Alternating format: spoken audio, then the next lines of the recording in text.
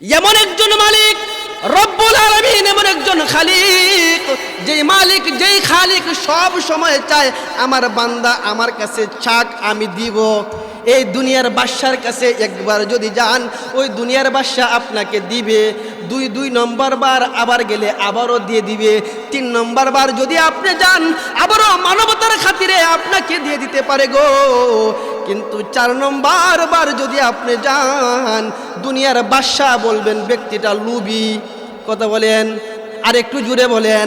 আর কিন্তু আমার মালিক, আপনার মালিক, ওই যে শেষ আসমানের মধ্যে আসিয়া, ওই যে রাত্রের গভীরে আল্লাহ রাব্বুল আলামিন ডাক দিয়ে বলেন, রে বান্দারা, তোমরা কেউ কি আছো রে? তোমাদের হাজত আছে, প্রয়োজন আছে, আমার কাছে তোমরা চাইবে, আমি আল্লাহ তোমাদের প্রয়োজন মেটাইয়া দিব। তোমরা কেউ কি আছো তোমাদের অসুস্থতার মধ্যে জর্জরিত, ক্যান্সার বিধি তোমরা ধরা পড়েছে, ক্যান্সার বিধির তাকিয়া তোমাদেরকে শিফা দেওয়ার জন্য, সুস্থতার জন্য সমস্ত ডাক্তাররা ফেল, তোমরা এমন কোনো রোগী আসনি রে? আমি মালিক তোমাদেরকে সুস্থতা দেওয়ার জন্য ডাক্তারির একটা ফার্মেসি নিয়ে বইসা আছি। আমি মালিকের কাছে তোমরা চাও, আমি মালিক তোমাদেরকে সব দিয়ে দিব। ইত্তাকুল্লাহ, আমি রবকে, আমি মালিককে তোমরা ভয় করো। ভয় করার মধ্যে কিছু ব্যবধান আছে। আমরা মা বাবাকে ভয় করি, আমরা উস্তাদকে ভয় করি, কিন্তু ব্যবধান আছে না নাই? মা বাবাকে ভয় করি, যদি কথা মতো না চলি তাহলে আমাদেরকে ইহার জন্য প্রহার করবে, আঘাত করবে, মারবে। এই জন্য উস্তাদকে ভয় করি, উস্তাদের কথা মতো না চললে আমরা ইহার জন্য আমাদেরকে শাস্তি দিবে। এই জন্য আমরা উস্তাদকেও ভয় করি। আল্লাহকে ভয় করব কেন? প্রশ্ন জাগে না? আল্লাহকে ভয় করব কেন? আল্লাহকে ওই জন্য ভয় করতে হবে, আমাদের সবার কি এই ব্যাপারে ইয়াকিন, বিশ্বাস আছে যে সবার মরতে হবে? কার কার নাই হাত তোলা দেন। সবার হুঁশ আছে, আমাদের প্রত্যেকের মরতে হবে, কেউ বাঁচতে পারবো না। আমাদের মরার পরে আমাদের একটা জিন্দেগি, আমাদের একটা পুনর্জীবন আছে, আখিরাতের জিন্দেগি। আখিরাতের জিন্দেগির মধ্যে আল্লাহ রাব্বুল আলামিন আমার আপনার জীবনের হিসাব নেবেন। নেবেন কি নেবেন না? নেবেন তো? কাল কিয়ামতের কঠিন ময়দানে সমস্ত বনি আদমকে একত্রিত করিয়া আল্লাহ রাব্বুল আলামিন হিসাব নেবেন। এই হিসাব নেওয়ার পরে যারা আমলনামা ভালো তাকে বেহেশতে দিবেন, যার আমলনামা খারাপ তাকে জাহান্নামে দিবেন। এই যে জান্নাতে দিবেন, জাহান্নামে দিবেন, এমন একটা পরিবেশের আয়োজন করবেন। ওই দিন একমাত্র ক্ষমতা কার হাতে থাকবে বলেন তো? আরেকটু জুড়ে বলেন মালিকের নামটা, আরেকটু জুড়ে বলেন। মালিকের হাতে ক্ষমতা। মালিক যাকে চায় থাকি। মালিক ইচ্ছে করলে ওই দিন জান্নাতে দিতে পারবেন, আবার জাহান্নামেও দিতে পারবেন। মালিকের পরিচয় আমরা জানি তো? মালিকের পরিচয় জানি তো? মালিক তো এমন মালিক, যেই মালিক কাফেরেরও মালিক, যেই মালিক মুসলমানেরও মালিক, যেই মালিক নামাজিরও খুদা, যেই মালিক বেনামাজিরও খুদা। সুবহানাল্লাহ বলেন। আল্লাহ তো এমন মালিক, যেই মালিক আমাকে যেমন ভালোবাসেন, আমাকে যেমন তার সমস্ত নিয়ামত দ্বারা ভরপুর করেছেন, একজন কাফের বেঈমানকেও আল্লাহ এই নিয়ামত দ্বারা তাকেও সজ্জিত করছেন। মাইকের আওয়াজ নাই কেন? আল্লাহ রাব্বুল আলামিন যেহেতু ওই দিন আমাকে আপনাকে বিচারের সম্মুখীন করবেন, ইহার মধ্যে কাহার কোনো দ্বিধাদ্বন্দ্ব আছে?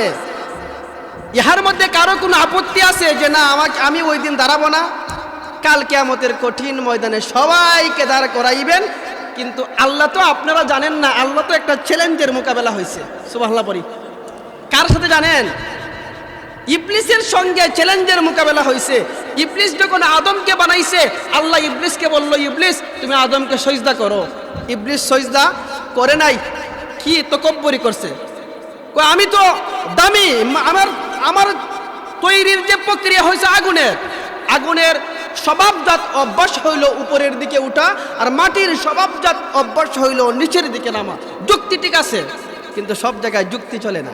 সব জায়গায় কি চলে না? যুক্তি চলে না। রব্বুল আলামিন ইবলিসকে তখন বলতেছেন, রে ইবলিস, তুমি দুনিয়ার মধ্যে সর্বপ্রথম আমার সঙ্গে যুক্তি দিয়েছো, কিন্তু যুক্তিতে সব কিছু চলে না, যুক্তিতে সব কিছুর মধ্যে বিজয় লাভ করা যায় না। রব্বুল আলামিন এই অবস্থার পরে ইবলিসকে বিতাড়িত করে দিলেন, ইবলিসকে অভিশপ্ত করিয়া ইবলিসকে তাড়ায় দিলেন আল্লাহ রাব্বুল আলামিন হযরতে আদম নবীকে। রব্বুল আলামিন ইবলিস তাকিয়া ওই ষড়যন্ত্র তাকিয়া ইবলিসের ষড়যন্ত্র তাকিয়া বাঁচার জন্য কিছু পন্থা দিলেন। ইবলিস তখন ডাক দিয়ে মালিককে বলতেছেন, মালিক, এই মালিক, আমি যেই আদমের জন্য জান্নাত তাকিয়া জাহান্নামে যাইতে হবে, যেই আদমের জন্য আমি জান্নাতে থাকতে পারবো না, ওই আদমকেও আমি জান্নাতে থাকতে দিব না। নাউজুবিল্লাহ বলেন। আমাদের পূর্বপুরুষের জায়গা হইল বেহেশত, ঠিক না ঠিক?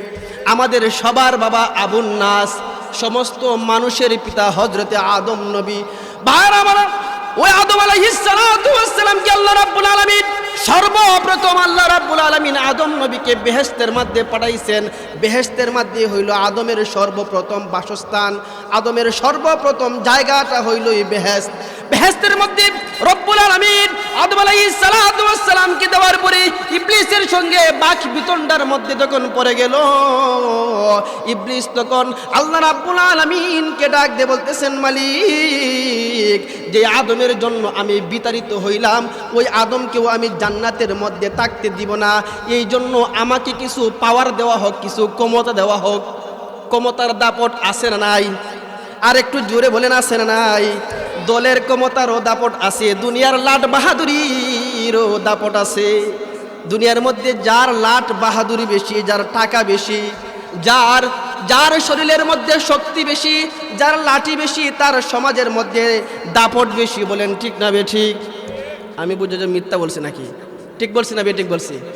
রব্বুল আলামিনের কাছে আদম আলাইহিস সালাতু ওয়াস সালাম বলতেছেন, এই মালিক, যে আদমের জন্য আমি জান্নাতের মধ্যে থাকতে পারতেছি না, ওই আদমকেও আমি জান্নাতের মধ্যে থাকতে দিব না, আমাকে কিছু ক্ষমতা দেওয়া হোক। তো তুমি কি ক্ষমতা চাও? তখন ইবলিস বলতেছেন, মালিক, আমি ক্ষমতা চাই আদমের ঈমানকে নাস্তে নাবুদ করার জন্য, আদমকে ধ্বংস করার জন্য।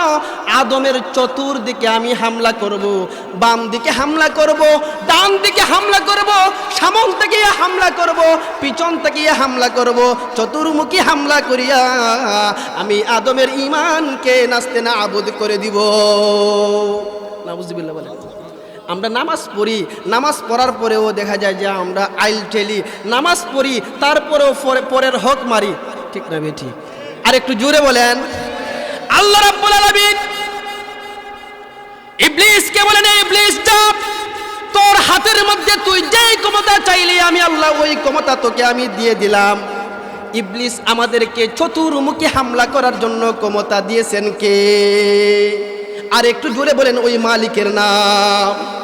আল্লাহ রাব্বুল আলামিন ইবলিসকে চতুর্মুখী হামলার ক্ষমতা দেওয়ার পরে আল্লাহ রাব্বুল আলামিন হযরত আদম আলাইহিস সালাতু ওয়াস সালামকে ডাক দিয়ে বলতেছেন, রে আদম, আমি ইবলিসকে চতুর্মুখী হামলা করার জন্য সুযোগ দিয়েছি। ইবলিস চতুর্মুখী হামলা করার জন্য আমার কাছে অনুমতি চাইছে, দিয়ে দিছি। আর ইবলিস তো সর্বপ্রথম পৃথিবীর যুক্তিবাদী, যুক্তি দেখাইছে। তার যুক্তিতে দিক হইল 4টা, সামনের দিক, পিছনের দিক, এরপরে ডানের দিক, বাম দিক। ইবলিসের যুক্তিতে দিক কয়টা? আর একটু জোরে বলেন কয়টা? আল্লাহ রাব্বুল আলামিন হযরত আদম আলাইহিস সালাতু ওয়াস সালামকে কানে কানে আদমকে বলতেছেন, আদম, ইবলিসের যুক্তিতে ইবলিস জানে দিক হইল 4টা, কিন্তু তুই শুনে শুন আদম, আসলে দিক 4টা না, দিক হইল 6টা। কয়টা? আর একটু জোরে বলেন কয়টা? দিক হইল 6টা। আল্লাহ রাব্বুল আলামিন আদম আলাইহিস সালাতু ওয়াস সালামকে বলতেছেন, এ আদম, ইবলিস চতুর্মুখী হামলা করবে, 4 দিকে তোরাকে হামলা করিয়া তোর ঈমানকে নাস্তে নাবুদ করার জন্য ক্ষমতা তাকে দিছি। 2টা দিক বাকি রইছে, ওই 2 দিকের ক্ষমতা সে চাই নাই, আমি দেই নাই। ওই 2টা দিক হইল উপরের দিক এবং নিচের দিক। সুবহানাল্লাহ বলেন। রাব্বুল আলামিন আদম আলাইহিস সালামকে বলেন, এ আদম, ওই ইবলিস যখন তোকে চতুর্মুখী হামলা করিয়া তোর ঈমানকে নাস্তে নাবুদ করার জন্য, তোর ঈমানকে ধ্বংস করার জন্য পায়তারা করবে, তখন তুই আমি মালিকের কদমের মধ্যে সজদার মধ্যে জমিনে পইরা যাবি। আর জমিনের মধ্যে সজদার মধ্যে পড়িয়া সমস্ত কৃত কর্মের উপর লজ্জিত হইয়া তুই হাউ মাউ করিয়া যখন আমি মালিকের কাছে দুইটা হাত বাড়াইয়া ভিখারীর মতন বলবেন, মালিক, ইবলিসের কুমন্ত্রণায় মালিক গুনাহ করেছি, তোমার অবাধ্য হয়ে গেছি মালিক, বুঝবার পারি নাই, তওবা করতেছি জীবনের সমস্ত কৃতকর্মের জন্য, সমস্ত গুনার জন্য তোমার কাছে তওবা করতেছি। রব্বুল আলামিন তখন আদমকে বলেন, রে আদম, তুই দোয়া করতে দেরি হবে, তুই তওবা করতে দেরি হবে, আমি তোর সমস্ত গুনাহ মাফ করতে দেরি করব না। আল্লাহ রাব্বুল আলামিন ওই দুনিয়ার শুরু থেকে মানব জাতির শুরু থেকে আল্লাহ রাব্বুল আলামিন ইবলিসের সঙ্গে একটা চ্যালেঞ্জের মোকাবেলা হয়েছে। আল্লাহ বলেছেন আমি আদমকে জান্নাতে দিব, ইবলিস বলেন আমি জাহান্নামে নিব। দুই আল্লাহ রাব্বুল আলামিন একটা চ্যালেঞ্জের মোকাবেলা হয়েছে। এই জন্য রব্বুল আলামিন সব সময় একটা উসিলা খুঁজে, যদি আমার আদম জাতিরা কোনো উসিলা ধরে জান্নাতে যাওয়ার জন্য যদি কোনো উসিলা খুঁজে, ওই উসিলা ধরে আমি মালিক তাদেরকে জান্নাতে দিয়ে দিব। এবার ওকে মাশহুর ওকে একজন জিনাকারী মহিলা সারা জীবন জিনা করত, তার জিনাই ছিল তার পেশা, এটাই ছিল তার নেশা। সারা জীবন জিনা করে, জিনা করিয়া তার পেটের ক্ষুধা মিঠায়, তার যৌবনের চাহিদা মিঠায়। একদিন একটা কুকুর চটপট করতেছে কুয়ার একটা সম্মুখে, কুয়ার কাছে চটপট করতেছে পানি খাওয়ার জন্য, পানি খাওয়ার কোনো ব্যবস্থা নাই। ওই জিনাকারী মহিলা তখন তার পরনের উড়নাটা দিয়া ওই কুয়ার ভিতর তাকিয়া সুস্থ হয়ে গিয়েছিল, তৃষ্ণা মিটে গিয়েছিল।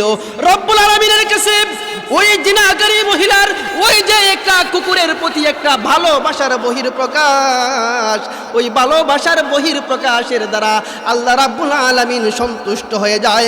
জামানার নবীর কাছে রব্বুল আলামিন ওহীর মাধ্যমে জানাই দিল, ওই যে জিনাকারী মহিলা সে আমার একটা প্রাণীকে মুহব্বত করার কারণে তার পিছনের সমস্ত গুনাহ খাতা মাফ করাইয়া আমি আল্লাহ তাকে জান্নাতি মহিলা হিসাবে সাব্যস্ত করলাম। मैं तालिबे मौला हो मेरे इश्क़ निराला, मैं तालिबे मौला हो मेरे इश्क़ निराला, हे जुमला जहाँ जिनकी तजल्ली से उजाला, हे जुमला जहाँ जिनकी तजल्ली से उजाला, मैं दूर हो मजबूर हो तू सय्यिद आलम, मैं दूर हो मजबूर हो तू सय्यिद आलम, दीदार देखा दे नहीं आवाज सुना दो, दीदार देखा दे नहीं आवाज सुना दो।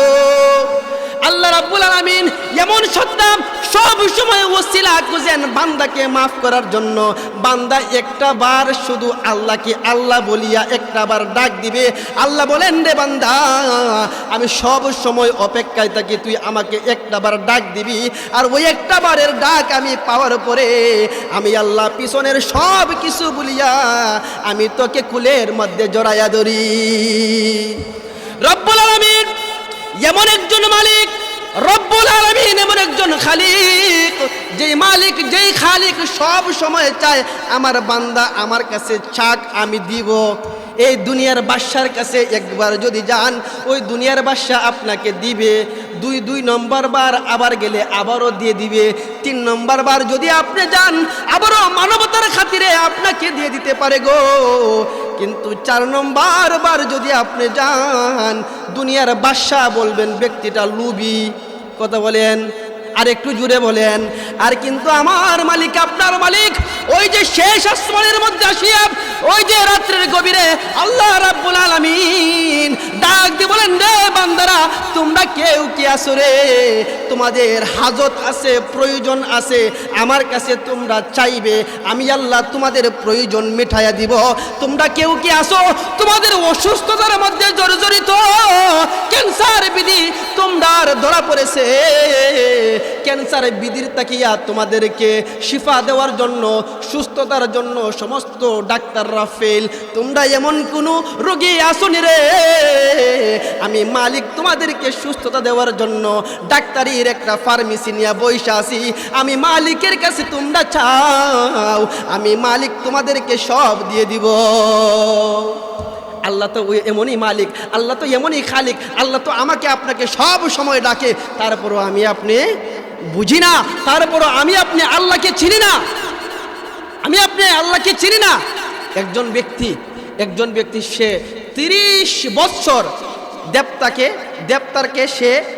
দেবতার পূজা করতেছে, দেবতাকে সে ডাকতেছে, হ্যাঁ, দেবতাকে সে ডাকতেছে।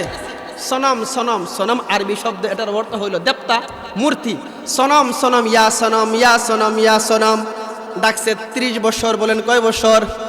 আর একটু জুড়ে বলেন কয় বছর? 30টা বছর সনম সনম সনম সনম ডাকে, সনমে কোনো উত্তর দেয় না। এই মূর্তি তো এমন মূর্তি, যেই মূর্তির সম্মুখে তার খাবার রাখছে, তার খাবার অন্যজনে চিনায় নেয়, কুকুরে খায়, ওই খাবার কাকে খায়, পশু পাখি খায়, কিন্তু তার খাবারকে সে রক্ষা করতে পারে না।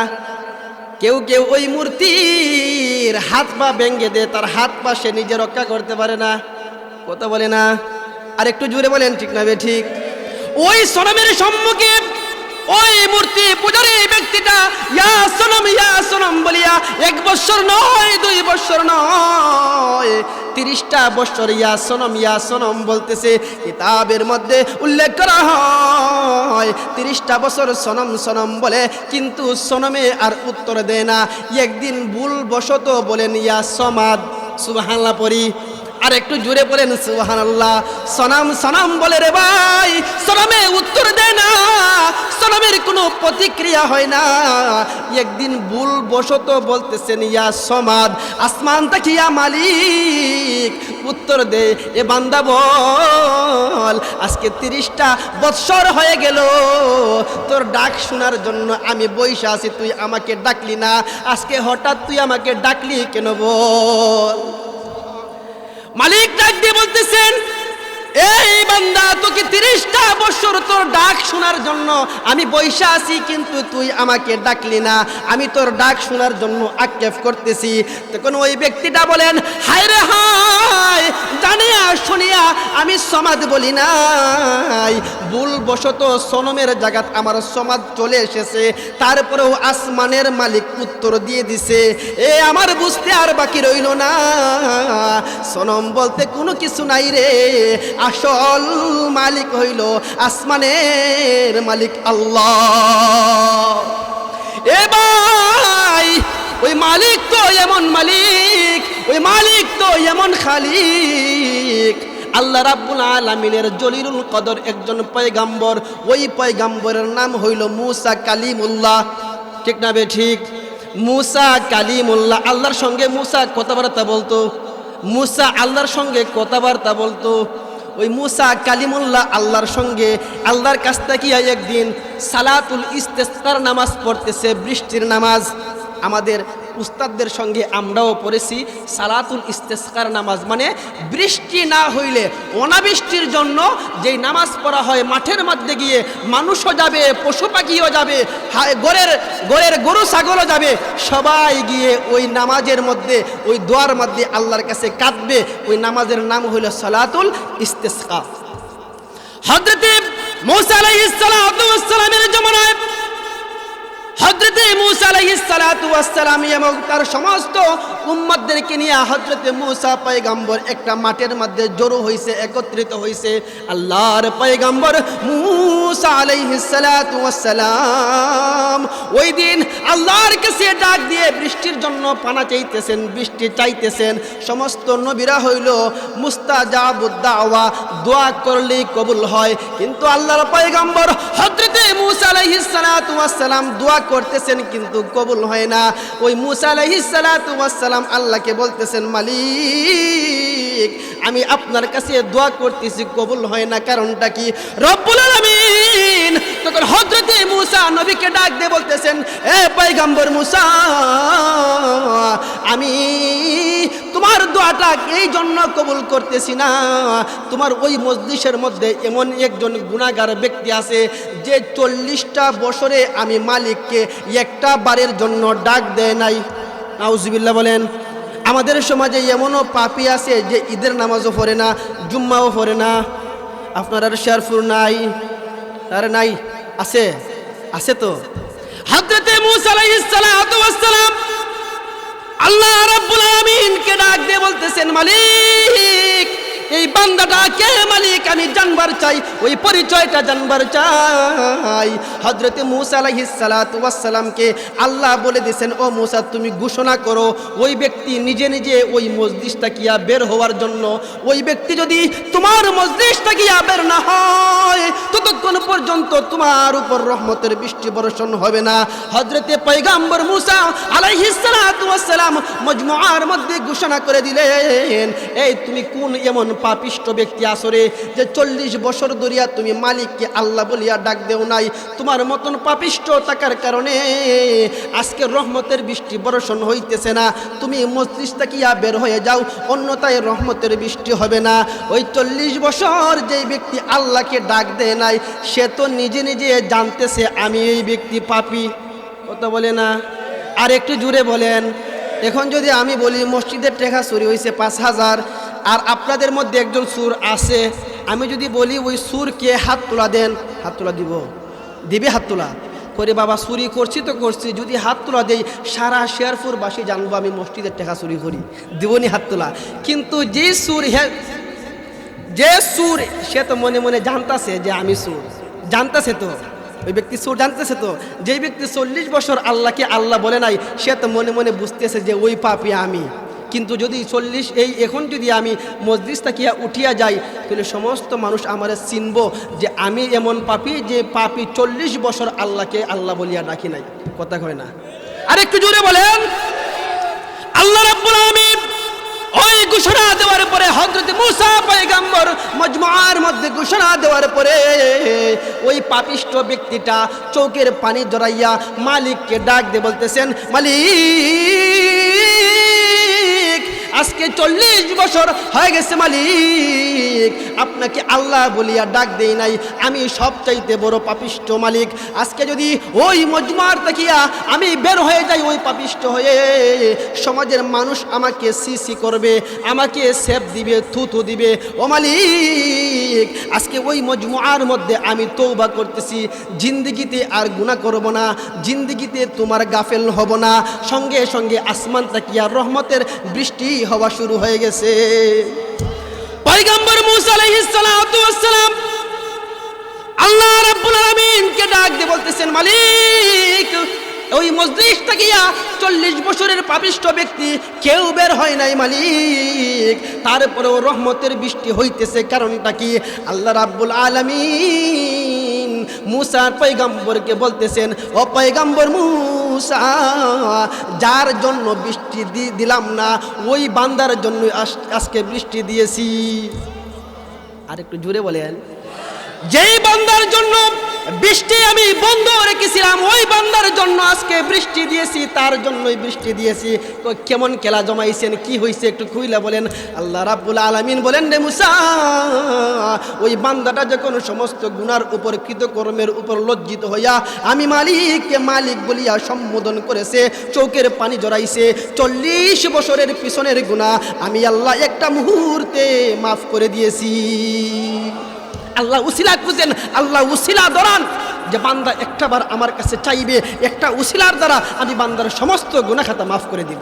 সুবহানাল্লাহ বলেন। ভাই সময়ের অনেক স্বল্পতা, যে আলোচনা করেছি আল্লাহ রাব্বুল আলামিন আলোচনার মধ্যে আমল করার তৌফিক দান করুক এবং বেশি বেশি করিয়া নেক আমল করার তৌফিক দান করুক, সবাই বলি আমিন। আমার পাশে বসা আছে আমার শ্রদ্ধা